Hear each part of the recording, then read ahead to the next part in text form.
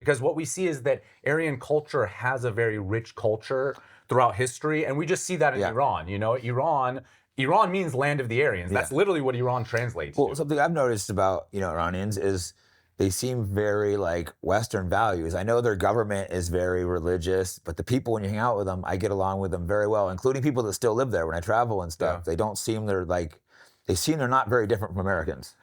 I make the argument. There are differences, of course, but it doesn't seem like it's completely different people. Like when I'm around like Chechens or Dagestanis, nothing against them, but I'm like, I have nothing in common. They're religious, but they are so religious, so different, where it's like, I hang out with them small bits, so I'm not trying to like spend a lot of time with them. But I feel like Iranians, I can have fun with them, go out, hang out. Yeah.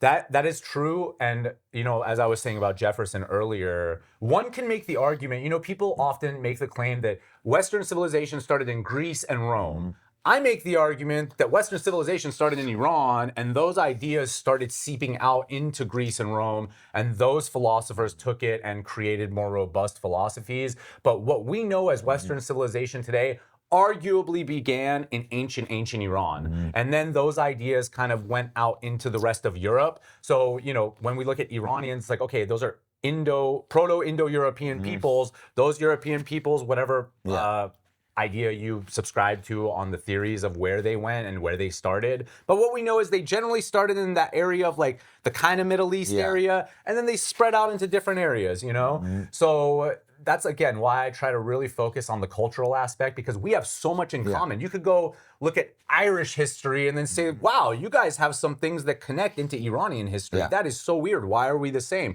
Well, because our cultural background comes from the same ancient places. So that's what I really try to hit home. And it's just, the word Aryan has become such a negative term in our society today.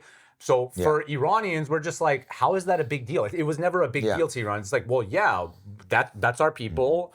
That's why the country is called that. But there is a big debate too about, should we call it Iran? Should we call it Persia? I would say I've heard people use both, so I don't know. And I say call it Iran. You're from there, so you probably have a little more than me, but I think some people from Iran call it Persia too, or They do, and that's the reason I'm trying to get a correct gauge on this for people is because it could be either then. What do we call it in Iran? What is the land of the Aryans mean? It's not Persia. Persia was the Greek mistranslation, because they saw the Iranian Empire and they said, okay, they're from there. So they called them Persians.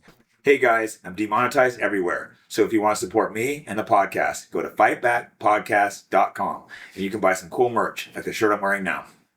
Hey guys, I want to introduce you to one of our sponsors, Antelope Hill Publishing. Antelope Hill publishes books such as Culture of Critique by Dr. Kevin McDonald, who's someone I've interviewed on my show. He talks about the evolutionary strategy of the chosen people. So go to antelopehillpublishing.com and use promo code FIGHTBACK to support the podcast and get a discount. That's antelopehillpublishing.com and promo code FIGHTBACK.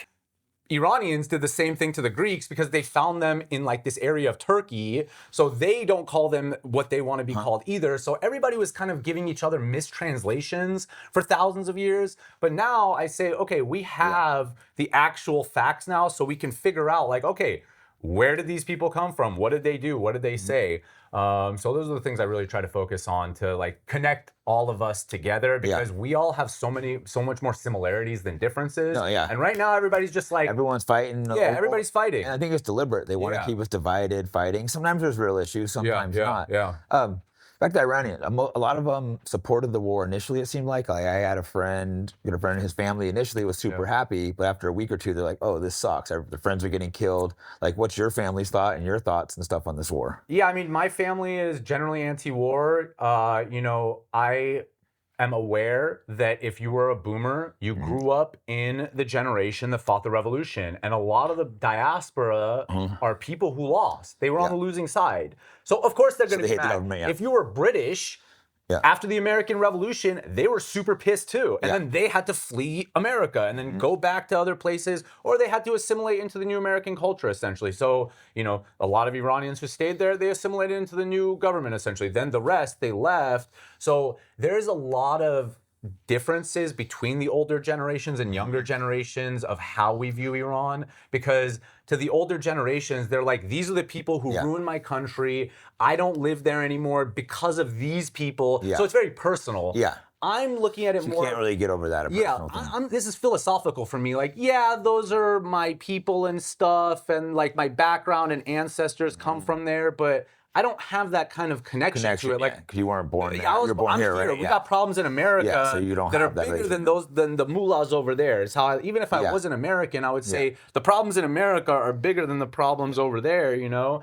So it's just very split. We have to realize Iran is a population. In Iran, it's like 90 million. There are millions around. The Persian ethnicity. They're in like Tajikistan, Afghanistan, a bunch of different countries too. So we're everywhere, and there are a bunch of different philosophies. So when people talk about Iran, we're often like, all right, we need to figure this one size fits all, but we can't do that with America. Well, yeah, look at America. So, it's a country. Right. It's almost as large as America, not quite, I don't think, but it looks like it's pretty damn big. It's pretty big, man. Yeah, those Zagros Mountains, that's pretty much been the biggest pain in the ass for almost every single empire in history, because when you go to the border of Iran, essentially, you see this huge mountain range. Yeah.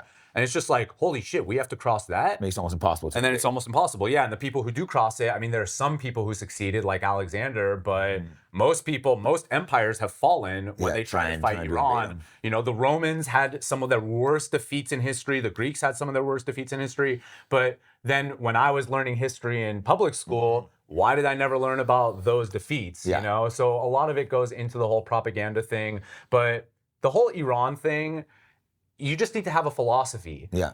I would like some constitutional type democratic republic style system where the people are the representative in the government.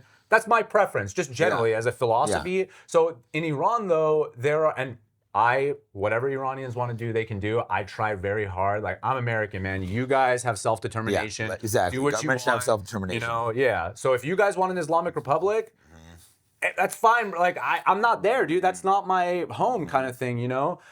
So in Iran, though, there are a few different or within the Iranian diaspora, too, there are major groups. One is the monarchists. The others are like the religious Muslims.